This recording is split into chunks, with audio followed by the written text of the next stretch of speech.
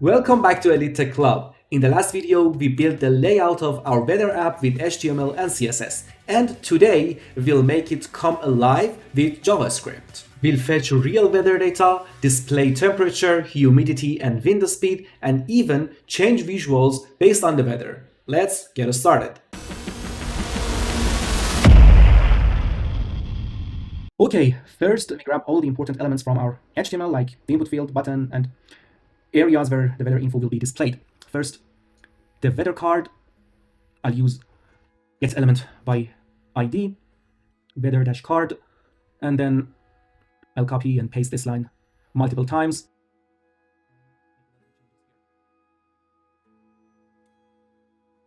Data input.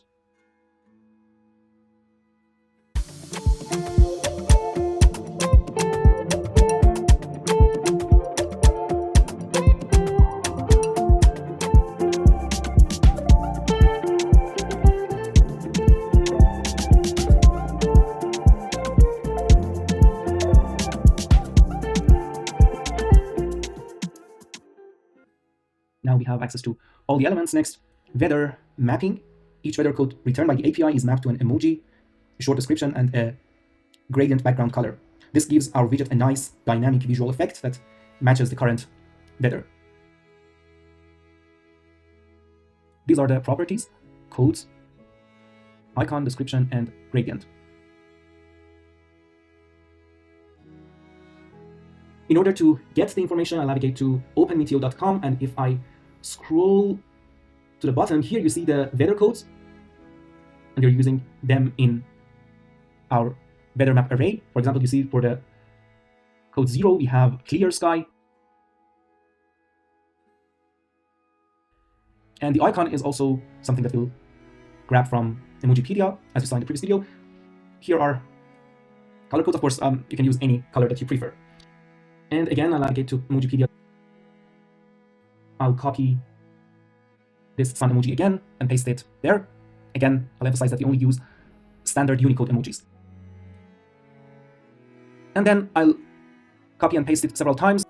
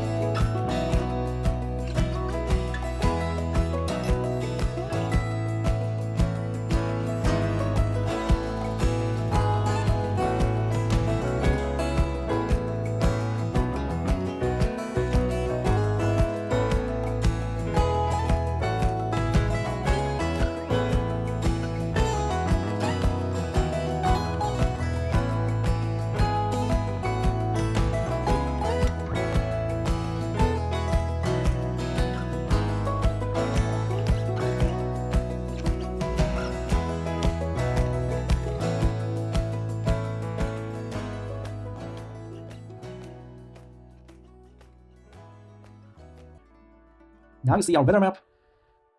It's complete. Next, we are going to get the weather style. I write a function. This function helps us find the right style for a given weather code. If the code doesn't match anything in our list, we simply fall back to a default sunny look. We will return weather map.find, and I pass a function. We check weather codes to see if it includes the given code. In this case, we'll return that object. Otherwise, we fall back into an object, which is basically the default look of our weather info card.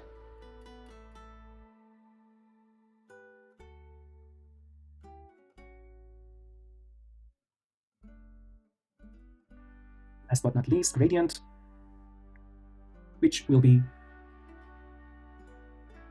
the brand colors, similar to what you see on the right-hand side.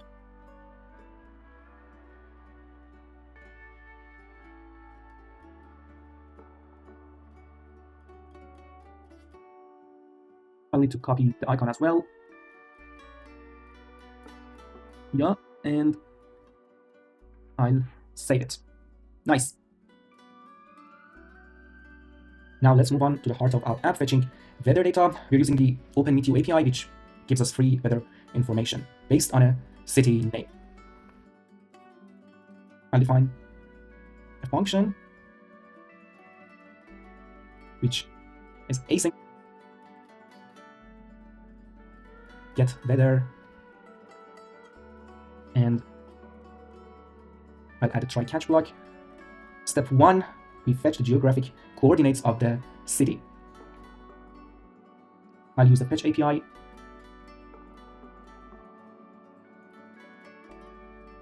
Then I'll enter the URL.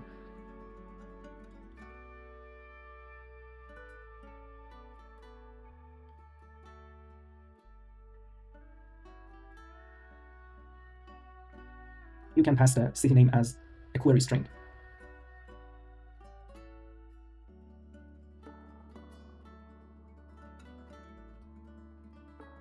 Cool. Then we need to get the geodata. Again, I'll use abate, and I call the JSON method. If the city doesn't exist or we can't find it, we throw an error.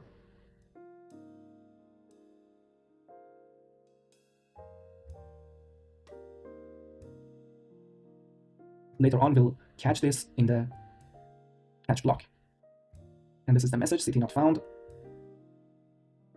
Otherwise, we grab the latitude and longitude and the name of the city.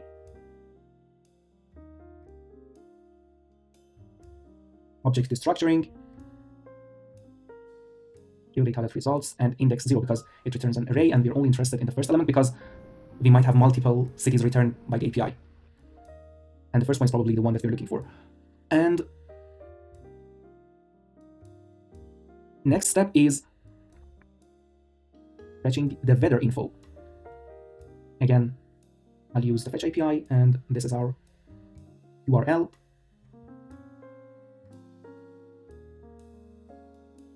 This is our second step. We use those coordinates, and we fetch the current weather plus humidity and wind data. This is a long URL.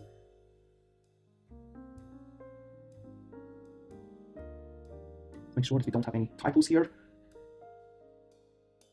Set current weather to true, and yeah, nice. You can simply find the API on openmeteo.com, and you can also customize that according to the info that you want to fetch.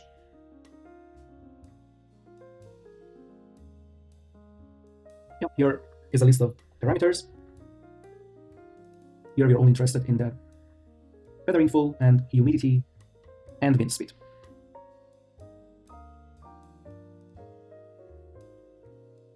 Like the previous one,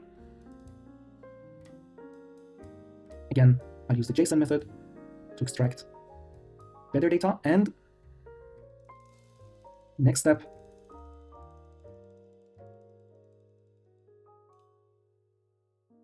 is extracting temperature, weather code, and wind speed. The current weather object, which we get from the API. Humidity is taken from hourly data. The first value is close enough, because here again, we will get an array, and we can only take the first element. Cool. Looks good. Finally, we pass all the information to our function that updates the weather card visually.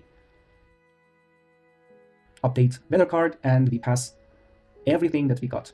Temperature, weather code, name, is city name, humidity, and wind speed. Here I call that function. We will define it in a few minutes. Then, if something goes wrong, we log the error and let the user know, console.error, and then we pass the error to that, and we also update the description text, city not found, try again. Now we should update the weather card. This function updates the visuals of the weather widget, including the emoji, temperature, background gradient, and extra details such as humidity and wind speed.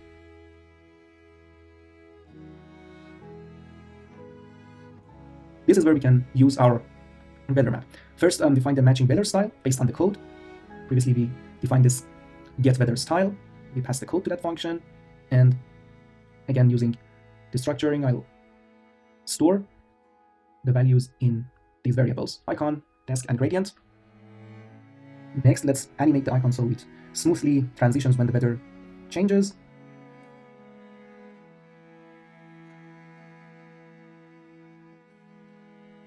I'll use set timeout here. 200 milliseconds is enough for that.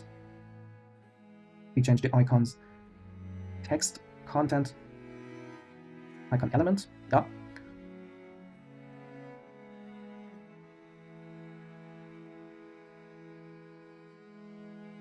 And then again, change the scale to 1. So it shortly disappears and then appears again. We also fade out and back in the temperature and description for a smooth look. Again, you can just simply change the text content without touching the style. Here, I'll set the opacity to 0 and then another set timeout for 200 milliseconds. We should update the text content for temperature and also description, and then change the opacity to 1. I'll use string interpolation. And let's also update the description as well.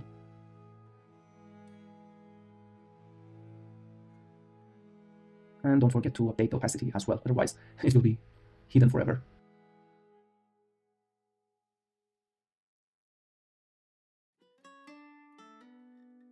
Don't forget the humidity and wind speed. Since there are extra details, we skip animations. Just let's update the text content, humidity, then the percentage sign. And for wind speed, we need the unit as well. Wind speed and kilometers per hour. Finally, we update the background gradient to match the weather type.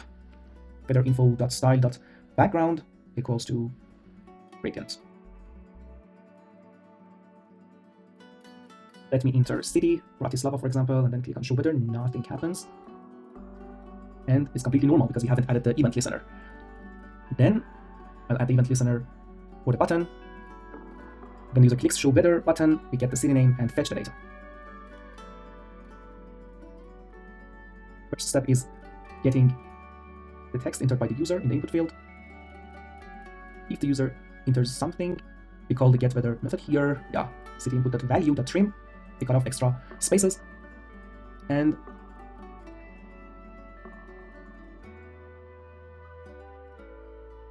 just to make it smoother, if the user presses enter, it also triggers the search. So I'll copy and paste the code.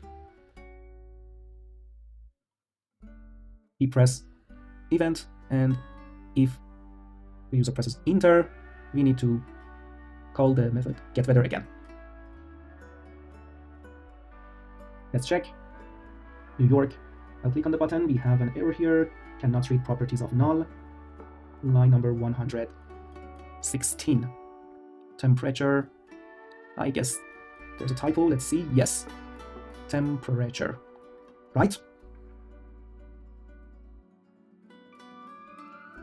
Cool. Now at least we get something.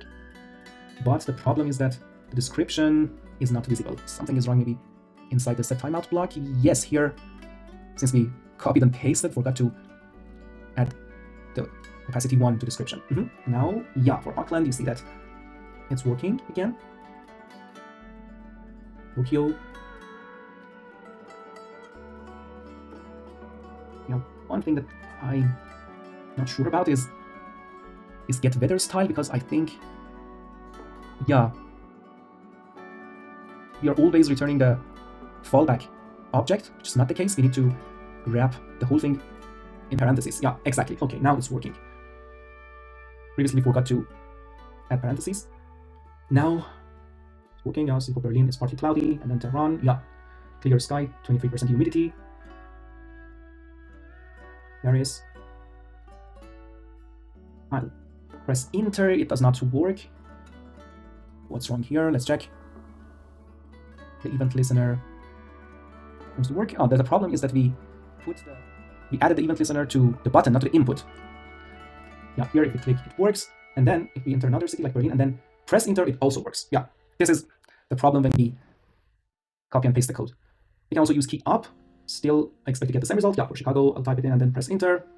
For Tokyo, I'll click on show weather. Yeah, drizzle in Tokyo. Cool. Let's check Dubai, 31 Celsius degree. And yeah, that's it. Everything is working as expected. Let's also check the object that we get from the API. I'll go to the network tab after clicking on inspect. And here you see the two API calls. First, the city name. As you see, we get an array of results. The first one is Seoul, which is the one that we're looking for. You can also see that we get other results. For example, the one in Cameroon. Of course, we are not looking for that. We are looking for the one which is capital of South Korea. That's why we only fetch the first element of this array. And for the second API call, you also see we have all the information. And of course, you can fetch anything that you need from this API. Here, we're more interested in current weather object. And we are fetching temperature and wind speed here. As you see, you can also check the values here. For example, temperature is 70.5.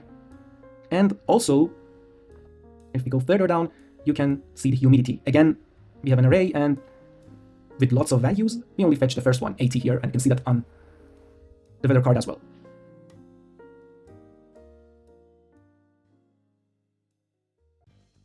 And there we go. Our weather app is complete. It now shows weather data, reacts to different conditions, and looks awesome. If you enjoyed this mini project, make sure to like the video, subscribe, and share it with your fellow devs. And remember, every line of code you write brings you closer to mastering JavaScript. See you in the next one here on Elite Tech Club.